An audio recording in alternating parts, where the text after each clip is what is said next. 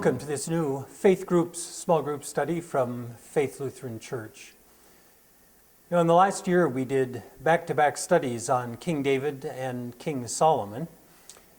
And prior to that we had done a study on Abraham and on the Judges, which were all men except for Deborah, and a little note about Jael. And so we heard that it was high time that we bring some women into the spotlight. And actually we couldn't agree more. But there's a problem with that. Many women are named in the Bible, but there are almost no long, detailed accounts of them. Beyond a few basic facts, the only option left is to speculate. It's a little bit like when people try to profile all 12 of Jesus' disciples. Peter and John, sure, but James the son of Alphaeus? I got nothing. But not only is the source material for women in the Bible limited, their stories are all told in response to or in light of the men in their lives. Except for the rare queen or really wealthy widow, women lived under the authority of their husbands or their sons, not independently. In fact, that remained the case until really very recently in historical terms. For most of history, men ruled, and women accepted that reality, or at least put up with it. You don't have to like that fact, but we can't avoid acknowledging that it was the case. And yet, despite that male domination, women always found ways to push back. And the Bible acknowledges and even approves of that as well. At times they resorted to intrigue. At other times they pushed their husbands to act in certain ways. And some just insisted on their rights. If you want to read a very modern sounding example of that, read about the daughters of Zelophehad in Numbers 27. So this study will focus on some of the best known women in the Old Testament, but even at that, the source material is really limited. And so it will be less about specific texts and more in seeking an overall picture of these women and their experience as we find it in the Bible.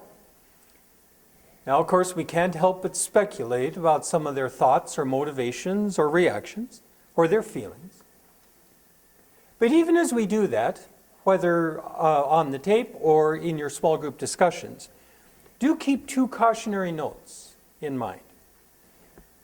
One, try not to read into the text, but rather draw out the implications of what's there. Resist the impulse to fill in gaps that we really can't fill in. And the other is try not to impose 21st century values back onto ancient people and cultures. Again, we may wish it was different back then, but it doesn't help to impose our view of things on their reality. So our goal here is simply to see how God worked in, through, and occasionally despite these women. Now, even though Eve is our first mother, the Bible doesn't actually tell us much at all about her. The first woman who's featured prominently is Sarah, Abraham's wife. Their story begins in Genesis 12 with God's call and promise. Just out of the blue, God made 3 covenant promises to Abraham.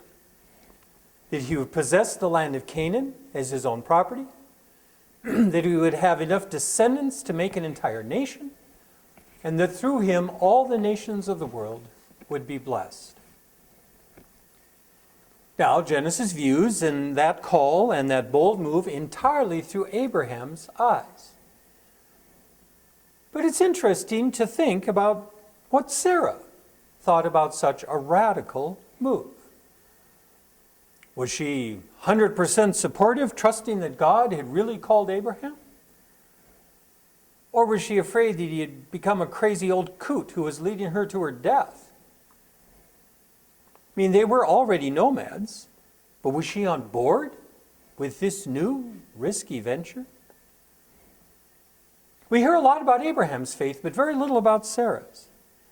In fact, much of what we read about her doesn't model great faith. Does that reflect her frustration and anger at God or at Abraham? Or did her faith just run hot and cold, like Abraham's did? And frequently, ours does. Well, of God's three promises to Abraham, the biggest problem for Sarah was descendants. Year after decade passed, but Abraham and Sarah had no children. And Sarah would have seen that as especially her problem for two reasons. One is that in the ancient world, bearing children was understood to be a woman's reason for existing. Infertility was more than heartbreak or even a stigma. It implied that her whole life had not served any purpose. It did not have any real meaning. And there are a number of Old Testament passages that reflect that understanding of a woman's purpose in life. Again, we don't have to like that fact, but that was clearly the case. But secondly, Sarah would have seen this as her problem because children are thought to, the inability to have children was thought to be entirely the woman's fault. The idea people had was that a man planted a child in the soil of his wife. And thus women who couldn't conceive were called barren. I mean, the word comes from infertile soil. And it was understood to be her problem, not his. And really only the modern study of procreation and anatomy and genetics finally changed that belief. Well, those two problems, from Sarah's point of view, may help explain her less than admirable actions later on. In Genesis 16, Sarah concluded that God needed a little boost to fulfill his covenant promise to them. She couldn't get pregnant, but maybe her maid, her slave woman, Hagar, could. Now, archaeological records show that it was a perfectly legal, accepted practice in the world then for a woman to give her slave girl to her husband. But any resulting children would belong to the wife.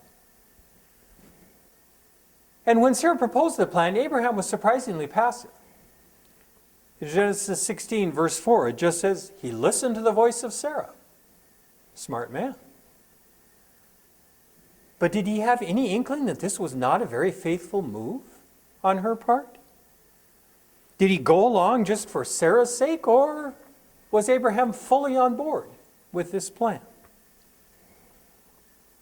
Hagar, of course, had no say in it at all. And that really bothers people today.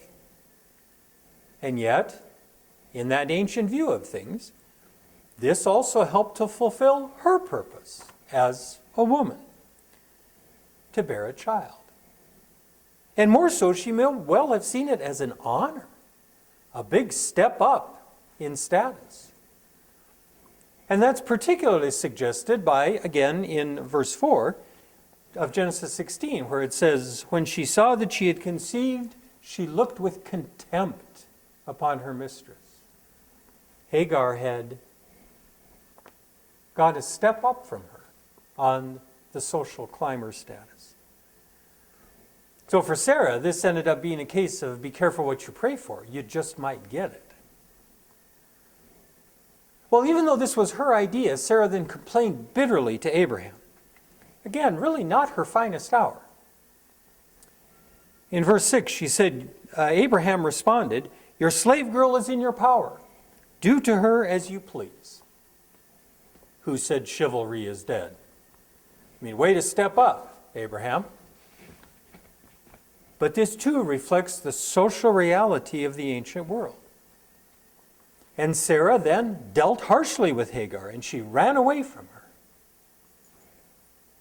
But if Sarah and Abraham were less than gracious and faithful, God was not. He met Hagar in the wilderness and sent her back to Abraham's clan. And that must have been really hard to go back, but it also saved her life. I mean, any woman on her own would have been vulnerable to tremendous harm. But meanwhile, the most achievable of the three covenant promises was still not even underway. So Abraham pleaded with God to let Hagar's son Ishmael bear the covenant forward. But God refused. In Genesis 17, verse 19, God told Abraham, "No, but your wife Sarah shall bear you a son, and you shall name him Isaac." Now it's really fitting that Isaac means he laughs in Hebrew, because Abraham fell on his face laughing at such an absurd promise. I mean, by now he was 99 years old. Sarah was 89. What were the chances? And then in Genesis 18, it was Sarah's turn to laugh at this ridiculous promise of God. God visited Abraham in the guise of three men. In context, one is the Lord, just in visible form. The other two are angels, part of God's divine court. But Christians, of course, can't help but see hints of God's triune nature in these three visitors who represent the Lord. Well, in Genesis 18, verse 10, God repeated his earlier promise. "I will surely return in due season, and Sarah shall have a son." And Sarah was hiding just inside the tent, listening to all of this, and she also laughed at the idea. She thought she did it in private, but of course, God knew and called her out. In verse 13, he asked Abraham, "Why did Sarah laugh and say, 'Shall I indeed bear a child now that I am old?' Is anything too wonderful for the Lord?" Well, foolishly, Sarah tried to deny that she had laughed at God's promise, but she was caught with her hand in the cookie jar. And in verse 15, God said, "Oh yes, you did laugh." But can you blame either one of them for scoffing at the promise of a child at their age? I mean, the main obstacle is stated explicitly in Genesis 18, verse 11. But do note the lovely Hebraic language there. It had ceased to be with Sarah after the manner of women. It's evocative, poetic language. It's not clinical, it's not vulgar. It just shows great respect for Sarah while describing the reality that they faced. But Sarah's words in Genesis 18, verse 12, really tell the story for her. "After I've grown old, shall I have pleasure?" And pleasure here is not just a feeling of joy or happiness, but her life being fulfilled, finally. Well, as you know, Sarah nevertheless miraculously conceived and bore Isaac at the ripe old age of 90. And, again, named him Isaac as God had commanded, the name that means he laughs. And can you imagine how Abraham and Sarah laughed over Isaac? Their joy and wonder and thrill and awe are almost beyond imagining. I mean, I wonder how long it really took them to wrap their heads around the reality of having a son. But note in Genesis 21, verse 1, the writer of Genesis says, "The Lord dealt with Sarah as he had said, and the Lord did for Sarah as he had promised." That double statement drives home that this was God's work. But also, by naming Sarah twice, it shows great respect and honor for her as a chosen servant of God, even under the most amazing circumstances. But the main point and message is that God was as good as his word. no matter all the obstacles that he faced.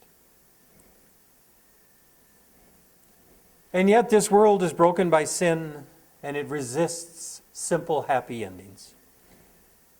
Even after Isaac was born, Sarah was still resentful, insecure, and jealous.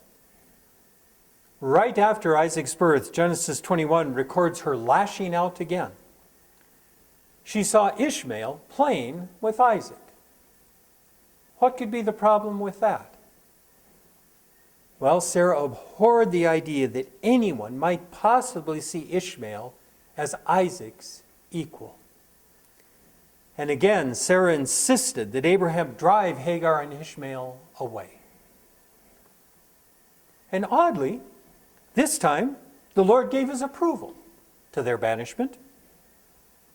And that's really odd because, again, archaeological records show that it was against the law to exile the son of a slave woman. And yet God allowed it, but for different motivation than Sarah. Sarah feared that somehow Ishmael might inherit Abraham's status, or the status of Abraham's heir. But God wanted it crystal clear that the covenant promise had been given to Isaac to carry forward. And so God couldn't risk the normal birthright benefits that went to a firstborn son, obscuring his promise and the work he had done to make it happen. But still, as the Lord remained faithful to Sarah, he also remained faithful to Hagar. Yes, her treatment was still harsh, but God protected her, provided for her, and for Ishmael. In fact, he made Ishmael the father of all the Arab tribes. And that provides some insight into the lingering enmity between Israelis and Arabs, right down to our own day. In the Crossways Bible Study, the author, Dr. Harry Wendt, pointedly insists that there are no biblical heroes, even though people use that language. The only hero in the whole story is God, who persisted in his divine mission. And I think Sarah illustrates that truth pretty clearly. She was absolutely essential to God's covenant plan to save the world. She endured in amazing patience and frustration for 25 years until Isaac was born. And yet, she, like Abraham, also gave ample evidence of her sinful nature. She impatiently tried to rig the covenant promise with Hagar and Ishmael. She then treated them shamefully, ironically, because her own plan had worked. And she doubted God's promise to her. Reasonably enough, but nevertheless. And so we give thanks for Sarah. We celebrate her amazing call from God and rejoice that her story clearly demonstrates God's gracious love for sinners like her and like us. Now enjoy some great discussion in your small groups, and we'll look forward to seeing you next time.